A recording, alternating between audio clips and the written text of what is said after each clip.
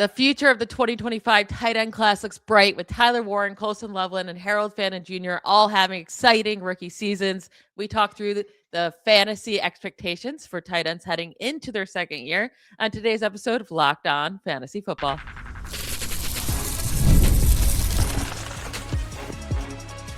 You are Locked On Fantasy, your daily NFL fantasy podcast. Part of the Locked On Podcast Network, your team every day. Welcome to the Locked On Fantasy Football Podcast, part of the Locked On Podcast Network, now the #1 sports podcasting network. I'm one of your co-hosts, Michelle Magdziuk, and when I'm not doing this, I'm a researcher and fantasy analyst with NFL Network. And I'm your other co-host, Vinnie Iyer. When I'm not doing this, I'm writing about NFL fantasy and betting for sportingnews.com. This week, we've been going through all of the rookie performances from 2025 and deciding what we think their career is going to look like in 2026 and beyond and where they should be drafted next year. We've already gone through the quarterback, running back, and wide receiver class. If you missed those episodes, you can go back and listen.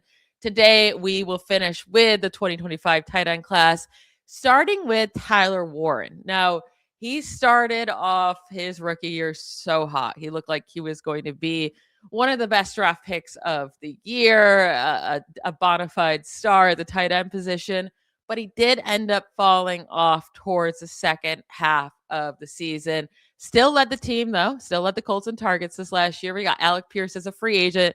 So what are your thoughts on Tyler Warren's second half of the season, and are you willing to buy back into him next year?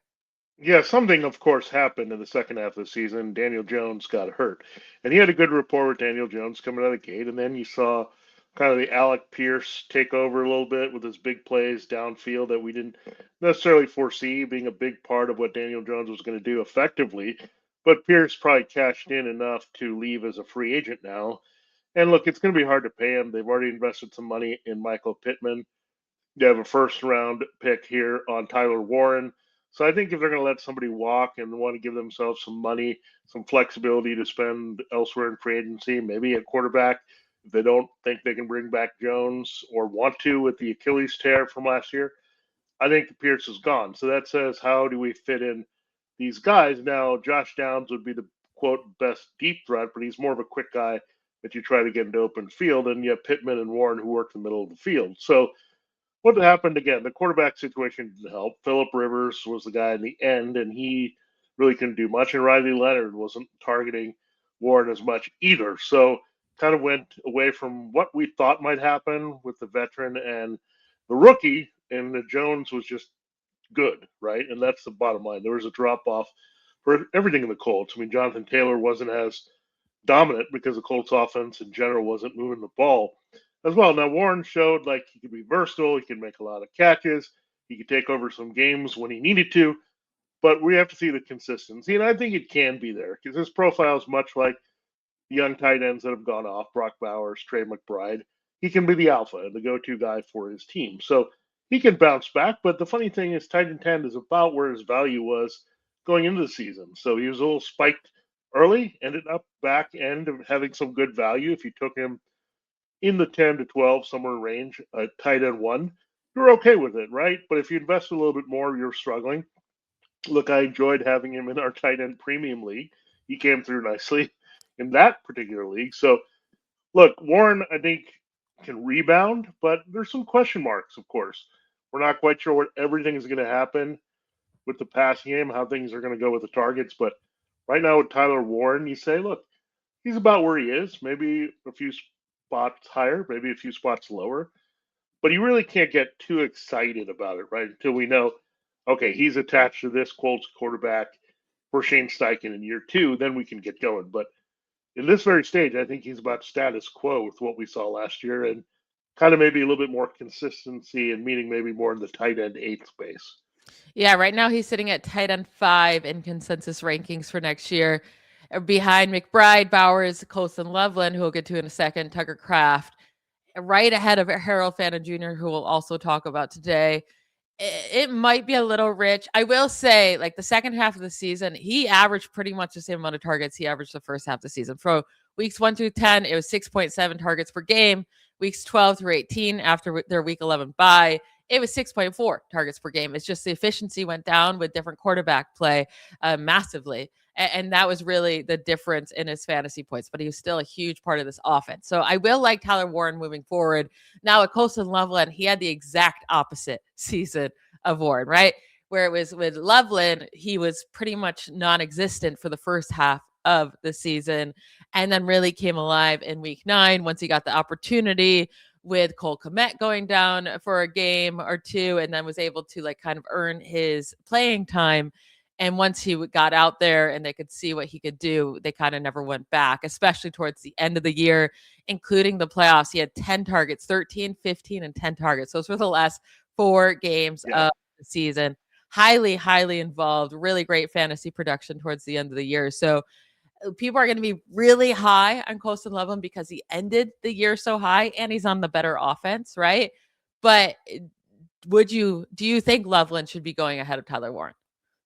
I mean, there's a case for it. I mean, part of the production with Loveland, also he had that Bengals game where everybody went off a tight end against the Bengals. He got going. That kind of was a spark, right? And we're like, oh, this dude can take over a game. Like he's that good of a route runner, and this is why maybe the Bears had the foresight to say he's a little bit of a big play threat that gives a little bit more explosiveness than Tyler Warren. Warren's very good, short area, all that. He's versatile, but Colston Loveland might be more of a game changer in terms of the way he can stretch the field and just be an absolute nightmare mismatch with his size, speed, strength, and all that good stuff. So he showed me a lot, and he just needed the opportunity. The opportunity arose. Again, Kmet got hurt. You had Rome Odunze miss some significant time. It was fickle between, we talked about this in the wide receiver show, with the usage of DJ Moore and Luther Burden once Odunze was out. And it was like reverse there. Like Caleb Williams was all about feeding Odunze. He was locked in Odunze to being like a top 10 play almost every week. And then he faded, he got hurt. And then Loveland was like a must-play tight end down the stretch. I mean, he finished as tight end 5 in weeks 9 through 18. Now, I don't think that's suddenly going to go away. You have Ben Johnson. We know what he did with Sam Laporta, turning him into elite tight end. Look, in the end, if I'm drawing parallels, I think they still want to maybe make Odunze and Loveland really what are the bread and butter of this passing game and be a run-heavy offense. So everything's there. They told you by taking these guys in the first round. So I do love Loveland this year a little bit more because, again, I'm not too worried about the crowd and the targets. It's clear that he established himself, say, hey, we got to throw this guy. We won a lot of games, the Packers games, the big matchups. Loveland is a guy who came through to really help them win the division. So I don't think he's going away. I think they figured out how to use him. So I feel a lot more confident about him than like the receivers at this point. Like I'm not sure how it's going to play out between Odunze, Moore, and Burden. But I know Loveland has got to have a lot of eyes from Caleb Williams every single game in their second season together. Williams was third, and you'll have Loveland have the experience of last year as well. Yeah, I do think Loveland's going to go really high in drafts next year, and he's going to have to put up massive performances like he was doing at the end of last season to come through on that cost. But he will be high in my rankings, right? It just comes down capable. to he's going to be high in my rankings. It's just going to come down to do you feel comfortable paying up for the price of him? Or is going, with a guy, Tyler Warren, maybe he's a little bit cheaper, or Harold Fannin Jr., if he's cheaper, like, do you just wait for them a little bit? Let's get into Harold Fannin Jr. because he finished the highest among this group, right? Absolutely. And he might be the cheapest among these top 3 heading into next year. So we'll talk about him and the rest of the rookie tight ends in just a moment. If you ever hired someone who's looked good on paper but wasn't the right fit, you know how much that can impact your business. When you want candidates who truly match what you're looking for, trust Indeed sponsored jobs. Hiring Indeed is all you need. Stop struggling to get your job post seen on the other sites. Indeed sponsored jobs put your post at the top of the page and help you reach the right candidates faster. Will make a real difference. According to Indeed data, sponsored job posts directly on Indeed are 90% more likely to report a hire than non-sponsored jobs. And you get to spend more time hiring, interviewing these candidates who check all your boxes with less stress, less time, and more results using Indeed sponsored jobs. Listeners of the show get a $75 sponsored job credit to give, to help give your job the premium placement it deserves at Indeed.com/lockdown. Just go to Indeed.com/LockedOnNFL right now and support the show by saying you heard about Indeed on this podcast.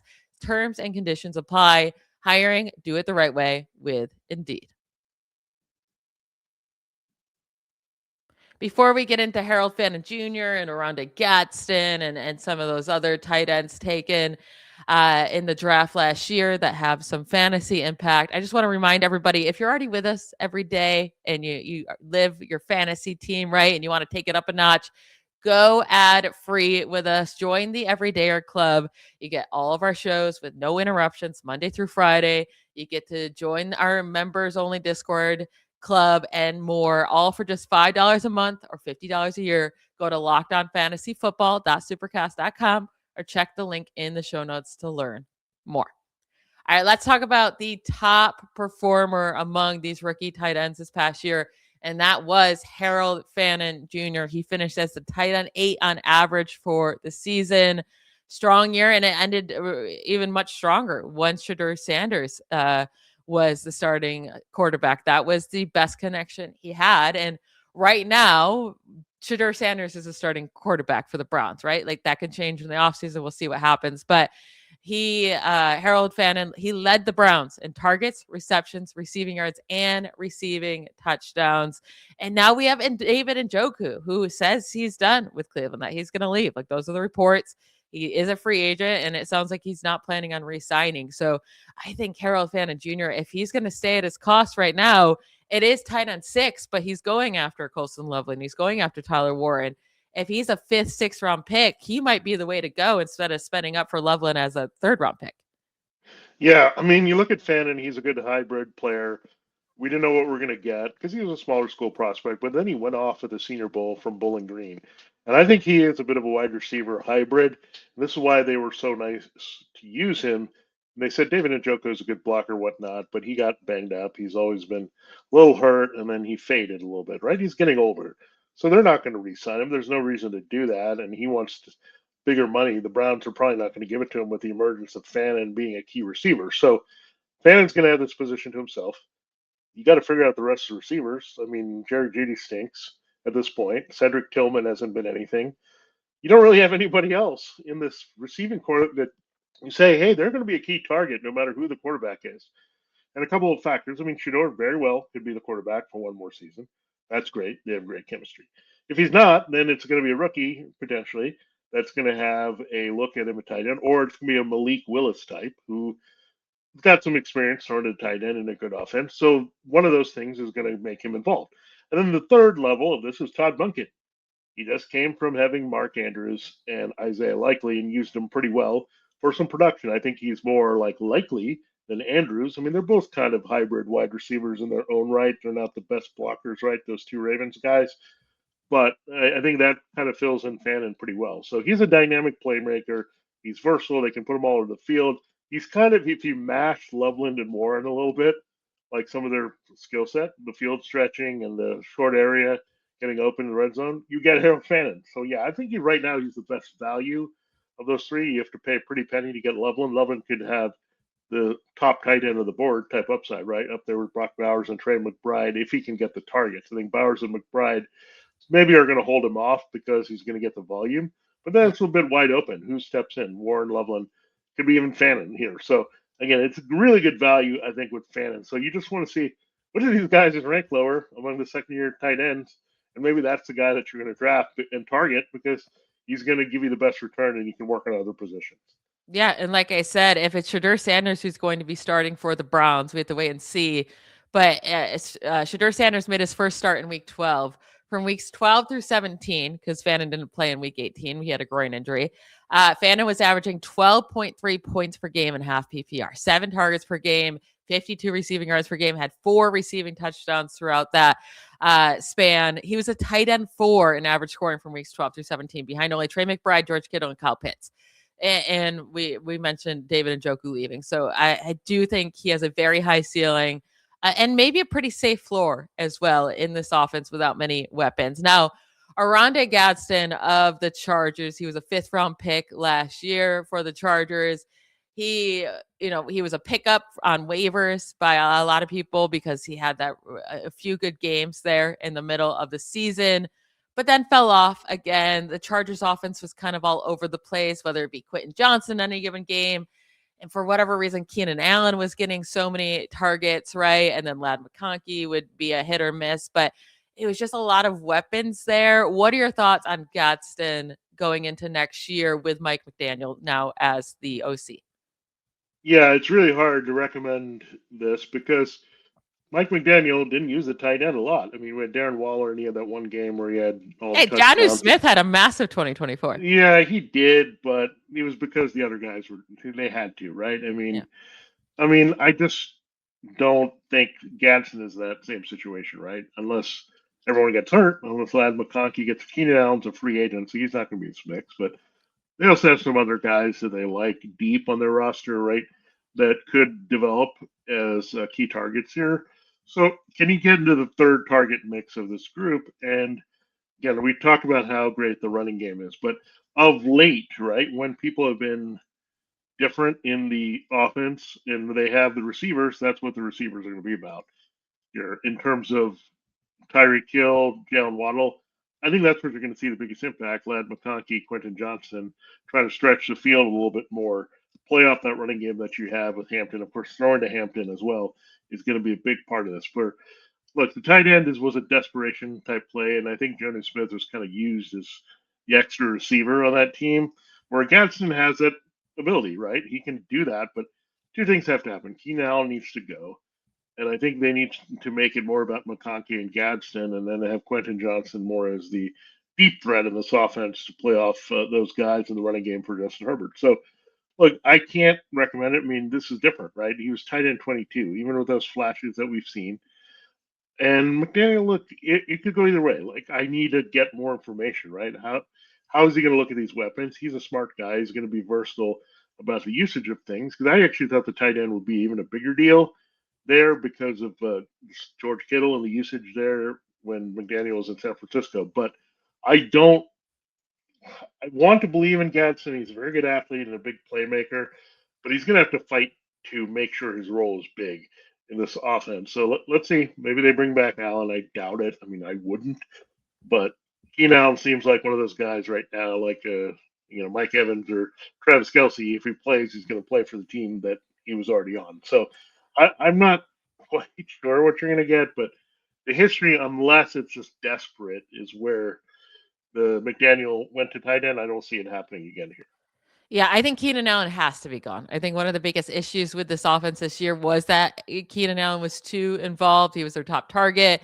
And McConkey had more receiving yards and touchdowns than Keenan Allen, despite having 16 fewer targets than him on the year. Quentin Johnson had only 40 fewer yards and 4 more touchdowns than Allen, despite having 40 fewer targets on the year.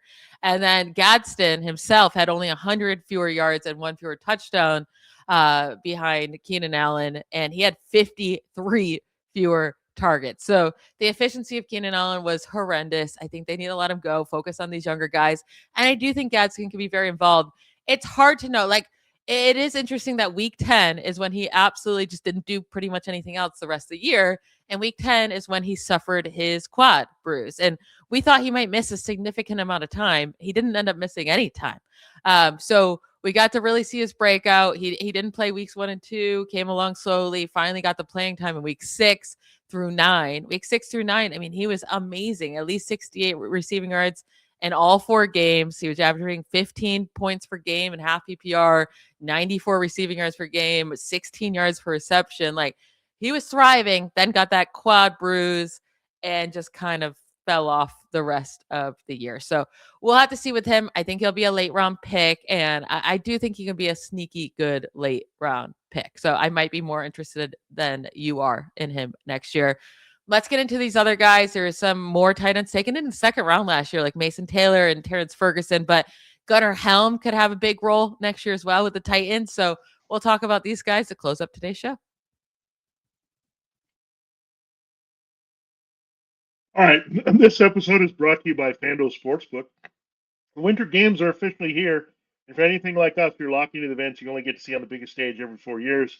Of course, hockey is revving up on the men's side. The women's side has already been red hot with the United States rolling over Canada and rolling into the medal round. So that's why it's getting really exciting and why you need to be in the action. That's why following the Winter Games on FanDuel just makes sense, from medal counts to individual events. To find your angle in the sports you care about the most, whether it's hockey, curling, all the good stuff that's out there, FanDuel gives you more ways to stay connected to the action. Speed skating races, decide by inches. Those are also exciting. Hockey games that feel different right from the opening face-off, especially with pros from the NHL. The drama of curling matches that start slow and somehow get intense fast. FanDuel keeps the entire Olympic experience engaging from start to finish for you. The Winter Games are on, and there's no better way to follow them than with FanDuel. FanDuel, play your game. All right, Michelle, it's time to close the show and look at a few more tight ends that have some interest, specifically three, and things are changing with all of them. I'll start with the guy that I kind of want to talk about the most here, and that's Gunnar Helm.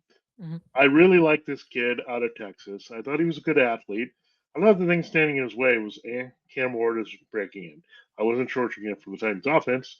I wasn't sure what you're going to get from their wide receivers, and yet Chig Okonkwo standing in the way. Would he be involved? Well, he wasn't all that involved. And then Helm got his opportunity late in the year and flashed some things. So Okonkwo is now a free agent in Tennessee. I doubt they're going to keep him because of Helm. I really don't see that happening. So Helm should have a clear shot to be a key target in this offense. And we talked about Elikai Minor, Mary DK. They're trying to find the right mix of young targets for Cam Ward. So why not Gunnar Helm? I think he's going to be a really hot sleeper that people are going to forget about. Yeah, I agree with you. I mean, he already had the fourth most targets on the Titans this last year. Okonkwo had the second most and led the team in receiving yards. So if Okonkwo leaves, there's a lot of space there, right, for more targets and more playing time for Helm.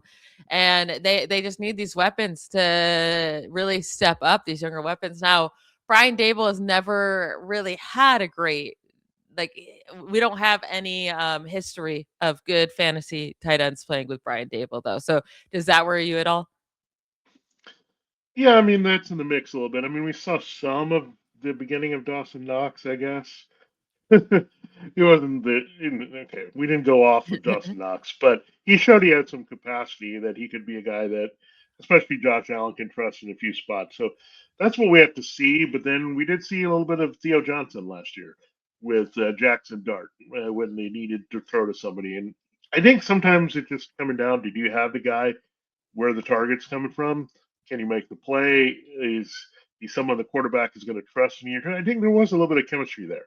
We saw some of it with Ivan or DK, but I think there it was on point here with Helm and Ward. Keep in mind, down the stretch again, 4 out of the last 5 games, except for the very last game, we had Ward throw multiple touchdown passes. He seemed to be more in the groove with those type of personnel guys that you had in the lineup. So Gunnar Helm's just someone to watch. I'm not saying you're going to bang the table and go after him, but he's basically a late round pick. I think in tight end premium, more dynasty leagues, you can look at him as well to kind of stash. But I think there is some special potential there. We'll see if it all comes to fruition. But and the Titans are kind of that empty canvas. We can start to paint all over and find some pretty picture, and maybe this is the guy. Yeah, absolutely. Now, Mason Taylor, hilarious. He led the Jets in targets and receptions this year. Like, how? How? Oh, I mean, man. he didn't do anything for fantasy. Don't get me wrong. I mean, he had a couple good games, but outside of that, did absolutely nothing. The issue, I like Mason Taylor. I liked him coming out of school. I like him as a prospect. I think he's a really good talent. I love that he already led the team in targets and receptions, right?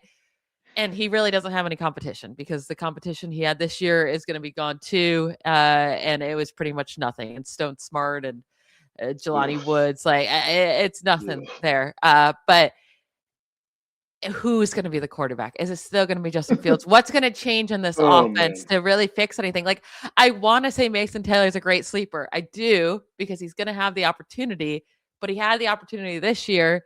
And if the offense is just that bad, it doesn't matter if you have the opportunity. Yeah, he's hurt too, or he was hurt a few times. And then you have Frank Wright taking over. That was not exactly who I necessarily pegged to take over for Tanner Engstrand, who was gone after 1 year, which is also surprising that they didn't stick with the Lions guy for one more year with Aaron Glenn. So Frank Reich gets in. Look, he's had some history of the tight end going back to his days with the Colts, with the Chargers. Like we've seen it before, where the tight end has been used when Frank Reich is involved in the offensive play calling. Look, we didn't get to even see it materialize in Carolina because he was hardly there. But when you look at it, I think Reich is someone that is going to look at what weapons they have. Very limited right now. They're looking for people to eat up targets after Garrett Wilson. That was a big reason too, where Garrett Wilson was basically hurt for the second half of the year. So you needed somebody to catch passes to be respectable on this team. So Mason Taylor, again, maybe didn't have the opportunity to do that. And Justin Fields, the quarterback situation was a mess. So I think you give them a reboot here and see what happens. But we got to wait and see. I mean, the quarterback thing is going to be pretty big here on what happens. Maybe you get a Kyler Murray in there. Who knows? I don't think that necessarily will happen, but I think they are a candidate to go after him. So let's just wait and see what we get here with this combination. But right now, Helm way over Taylor. And the last guy we wanted to talk about, look, I don't know if I can invest in him because I was more excited about a different young Rams tight end, but they seem to care about the tight end. Terrence Ferguson, he flashed a few times. No relation or no connection to Jake, but he just is a talent. But got Colby Parkinson there who made some big plays. Tyler Higbee's a free agent, but this is a two receiver basically offense for most part with Puka and Devontae Adams. So again, I like the idea of Terrence Ferguson. I like the team he's on. I like his potential, but I think Kevin Parkinson and those receivers really hurt his upside. Yeah, and it wasn't even just Parkinson out-targeted Ferguson so Yeah, much Davis by Allen. double. Davis Allen too, and Yeah, and Tyler Higbee, even though he only played 10 games this year. yeah. Higbee's gone, but I don't think that's gonna make that big of a difference. I think Kobe Parkinson is there. I really love Parkinson too, coming out of school, a handful of years ago. I think he's a good talent. Ferguson will be involved. It's just gonna be more of a committee.